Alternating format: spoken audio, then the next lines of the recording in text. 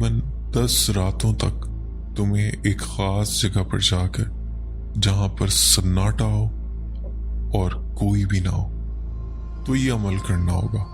अगर तुम कर सकते हो तो मुझे बताओ। मैं कुछ देर सोचता रहा, अकेले और सन्नाटे वाली जगह पर। खैर मैंने हाँ कर दी। मैंने कहा हाँ मैं तैयार हूँ, मेरी बीवी है, मुझे उसके लिए कुछ भी करना पड़े मैं करूँगा। लेकिन बाबा जी ने जो अगली बात कही उसने मेरे रोंगटे खड़े कर दिए। बाबा जी ने कहा कि एक बार सोच लो, ये अमल बहुत खतरनाक है। ये अमल ऐसा है कि जब तुम ये पढ़ोगे तो कुछ चीजें तुम्हें रोकने की कोशिश करेंगी, तुम्हें बहुत ज्यादा इस चीज पे कायल करेंगी कि तुम ये अमल ना करो और यहाँ से भाग जाओ। लेकिन तुम्हें वो अमल जारी रखना होगा। वो चीजें होंगी जो तुम्हारी बीवी पर हावी की गई हैं। तुम्हें वो तंग करेंगी, तुम्हें डराएंगी, तुम्हें धमकाएंगी, यहाँ तक कि तुम्हें अपनी जान तक की फिक्र लगेगी। पर ऐसा कुछ नहीं, तुमने ध्यान नहीं देना, तुमने अपना अमल जारी रखना। ये सुनने के बाद पहले मेरी हिम्मत टूटी, लेकिन उसके बाद मैंने बाबा जी से कहा कुछ भी करना पड़े मैं राजी हूँ, आप मुझे अमल बताएं। बाबा जी ने कहा कि पहले एक काम करो, तुम जाओ, जाकर कोई जगह सिलेक्ट करो और मुझे बताओ कि तुमने वो जगह सिलेक्ट की है, फिर मैं तुम्हें अमल बताऊंगा। मैं बाइक लेता हूँ, निकलता हूँ, ढूंढता ढूंढता मुझे कोई ऐसी जगह नहीं मिलती। मेरे गांव में खेत बहुत ज्यादा, लेकिन फिर भी ऐसी जगह कोई नहीं थी। खेतों में भी दूर दूर तक कहीं ना कहीं कोई आता जाता जरूर था। तो फिर मेरे जहन में आया क्यों ना अपने गांव के साथ वाले एक जंगल है, वहां जाकर ये अमल करूं। बहुत घना जंगल है, लेकिन कुछ किलोमीटर्स पर है। वो जगह किसी की मलकियत नहीं है, जंगल कहलाता है और उसके चारों तरफ खेत है। वो एक खास टुकड़ा है जहाँ बहुत घना जंगल है। तो मैं बाइक में उस जंगल में घुस जाता हूँ। जंगल ऐसा है कि दिन में भी उस जंगल से डर लगे, लेकिन मुझे तो रात में वो अमल करना था। आखिर मेरे पास कोई चारा नहीं था। ढूंढता ढूंढता मैं उस जंगल के बीचों बीच एक जगह देख लेता हूँ। वो जगह मुझे बहुत मुनासिब लगती। उसकी कुछ पिक्चर्स लेता हूँ और बाबा जी के पास पहुंच जाता हूँ। बाबा जी से कहता हूँ कि अब देखें ये जगह मैंने सिलेक्ट की है।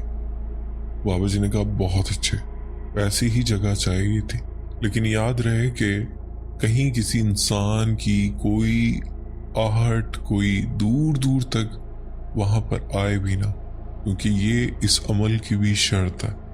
तो मैंने कहा बाबा जी मैं इस सब देख कर आया, ऐसा कुछ भी नहीं है, दूर दूर तक किसी इंसान के कोई तासर नहीं, मैं इस जगह अकेला ही हूँगा। तो बाबा जी ने कुछ पढ़ने के लिए मुझे लिखा हुआ दिया और कहा कि ये पढ़ना है और इतनी बार पढ़ना है। इसको जब तुम 40 बार पढ़ोगे तो तुम्हारा तकरीबन 1 घंटा लगेगा और तुम्हें ये 10 रातों को करना। खैर मैं वो लेता हूँ और चला जाता हूँ और बाबा जी तो कहता हूँ कि मैं आज रात से ही शुरू कर रहा हूँ। बाबा जी मुझे एक तावीज़ भी देते हैं गले में पहनने के लिए कि हिफाजत के लिए तावीज़ है, इसे भी गले में डाल लो। मैं वो तावीज़ लेता हूँ और वहां से चला जाता हूँ। यहाँ बताता चलूं बाबा जी ने 1 रुपया नहीं लिया था, सब फी सबीलिल्लाह कर रहे थे।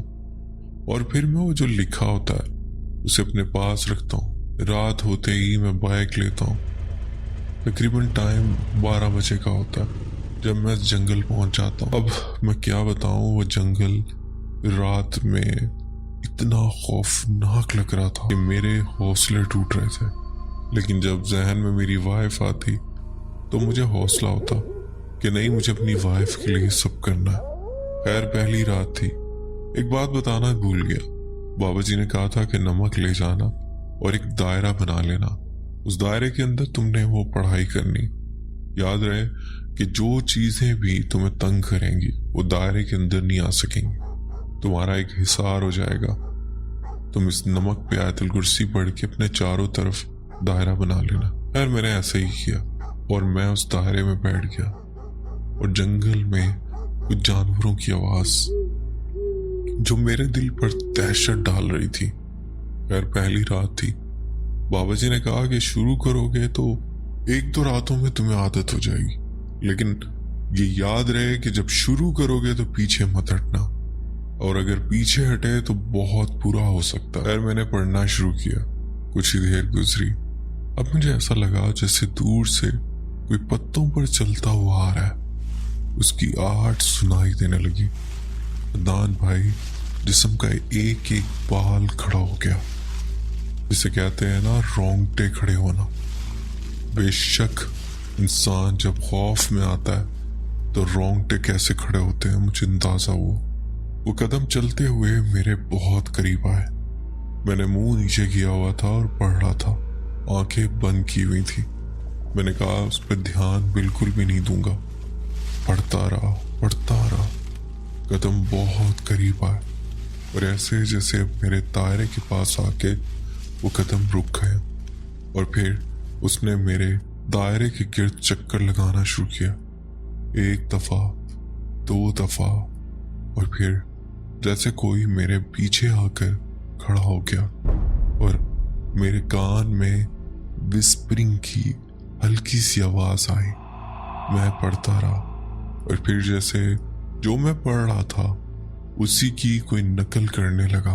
बिल्कुल जैसा मैं पढ़ रहा था वैसे ही पढ़ने लगा, लेकिन वो आवाज बहुत अजीब थी। उफ, मैं क्या बताऊं, क्या खौफ का आलम था। जब वो कदमों की आवाज आई थी और जो मेरे करीब आया था, दूर से जो कुत्तों की आवाज आ रही थी वो भी आना बंद हो गई। जंगल खामोश हो गया। बड़ी मुश्किल से मैंने अपना वो अमल मुकम्मल किया। जैसे ही वो अमल मुकम्मल हुआ मुझे ऐसा लगा कि अब कोई भी मेरे पास नहीं है। आंखें खोली, इधर उधर देखा, अपने पीछे भी देखा। ये सब शॉर्ट में बता रहा हूं, वरना मेरी हिम्मत नहीं थी। बहुत डर कर, खौफजदा होकर अपने पीछे देखा, लेकिन कोई नहीं था। वो अमल मुकम्मल होते ही सब जैसे नॉर्मल हो गया। मैं फौरन भागा, अपनी बाइक स्टार्ट की और उस जंगल से निकला। मुझे पीछे से ऐसा लगता जैसे कोई मुझे देख रहा है, किसी की नजर मुझ पर है।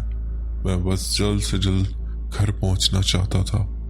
जैसे ही मैं घर पहुंचा, मैं घर पहुंचकर बाइक खड़ी करता हूँ और अपने कमरे में आ जाता हूँ। वाइफ कमरे में लेटी हुई थी अपने बिस्तर पर। मैं वाइफ को कह कर गया था कि मुझे हो सकता है रात हो जाए, तुम सो जाना। खैर मैं अपने कमरे में लेटता हूँ। थोड़ी देर बाद मुझे वही गुनगुनाने की आवाज आती। मैं क्या मंजर देखता हूँ, मेरी वाइफ अपने हाथों को देख देख कर कुछ गुनगुना रही है। वो एक अलग ही धुन में थी और अपने हाथों को देख रही थी और अजीब तरीके से गुनगुना रही थी। मैंने कहा तुम खामोश नहीं रह सकती, सो जाओ, ये कोई टाइम है तुम्हारा गुनगुनाने का। फिर मेरी तरफ देखकर कहती है, जो तुम कर रहे हो अपना पूरा जोर लगा लो, जो करना है कर लो, लेकिन मैं इसे नहीं छोड़ूंगा। मैं अभी नींद में ही था, लेकिन उसके अल्फाज मेरे अंदर तक उतर गए। उसे कैसे पता कि मैं कुछ कर रहा हूं? मैंने उसका कोई जवाब नहीं दिया और वो मुस्कुराने लगी और फिर वही कहका लगाकर मुंह उधर करके लेट गई और हल्का हल्का गुनगुनाती रही। और फिर काफी देर गुजर गई और फिर वो सो गई। मेरी भी आंख लग गई और वो रात भी गुजर गई। अभी तो एक रात गुजरी थी, 9 रातें बाकी थी। खैर लाला करते दूसरी रात आई। मैं बाइक ली और मैं निकल पड़ा अपने रास्ते पे। मखसूस जगह पर पहुंचा, वहां जाकर उसी दायरे में बैठा और पढ़ाई शुरू की। अब की बार 8-9 मिनट ही गुजरे थे कि मुझे अपने ही कदमों की आवाज सुनाई दी। जिस तरह मैं चलता था अपने पाँव घसीट कर, बिल्कुल ऐसे ही मुझे कदमों की आवाज सुनाई दी। आंखें बंद थी, मुंह नीचे था और मैं अपना अमल जारी रखे हुए था। वो कदमों की आवाज मेरे बहुत करीब आ गई और फिर एक आवाज आती है, सुनो, मुझे सर्दी लग रही है, मुझे चादर चाहिए। अदनान भाई, वो मेरी बीवी की आवाज थी और वाकई बहुत सर्दी थी। मैंने कहा मेरी बीवी कहाँ से आ गई? मेरे होंठ नहीं रुके, लेकिन मेरा दिमाग रुक गया था कि मेरी बीवी यहाँ कैसे। खैर मुझे उस आमिल की बात याद आई कि तुमने अपना अमल मुकम्मल करना ये रुकावट हो सकती है। मैंने अपना अमल जारी रखा और फिर वो आवाज दोबारा आई, सुनो, तुम्हें सुनाई नहीं दे रहा? मुझे सर्दी लग रही है। मैं फिर भी पढ़ता रहा और अब की बार एक आवाज गुस्से से आई, तुम्हें सुनाई नहीं देता? एक दफा पीछे मुड़कर देख लो। मैं पढ़ता रहा और पीछे से न जाने कितनी बार मुझे गुस्से से मेरी बीवी की आवाज आई। फिर ऐसे जैसे वही कदम लौट कर उस जंगल की तरफ चले गए और अब की बार वो आवाज मेरी बीवी के रोने में बदल गई, ऐसे जैसे मेरी बीवी के साथ कुछ हो गया और वो जंगल में दूर से आवाज आ रही थी और वो रो रही थी। लेकिन मेरे दिमाग में ये बात नक्श थी कि अगर कुछ भी हो ये अमल तोड़ना नहीं है। मैं मुसलसल पढ़ता रहा। वो रोने की आवाज काफी देर तक आती रही और कभी वो गायब हो जाती। इतनी शदीद थी कि होंठ कपकपा रहे थे। मैंने नीचे टी शर्ट, उसके ऊपर कमीज शलवार, उसके ऊपर जैकेट, उसके ऊपर मोटी चादर और सर पर एक मोटी टोपी ली हुई थी जिससे सर्दी रुक सके, लेकिन फिर भी हड्डियां जमा देने वाली ठंड थी।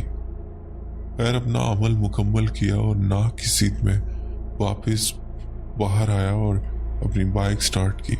अब एक कुत्ता जो मेरा पीछा करने लगा, काफी दूर तक वो मेरे पीछे भागता रहा। मुझे उस कुत्ते से भी खौफ आने लगा।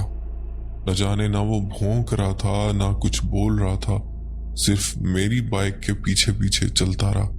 खैर जंगली कुत्ता था, हो सकता है कोई और वजह हो, जरूरी नहीं कि वो किसी वजह से ही मेरे पीछे था। खैर मैं अपने घर पहुंचा। आकर जब अपने बेड पे लेटता हूँ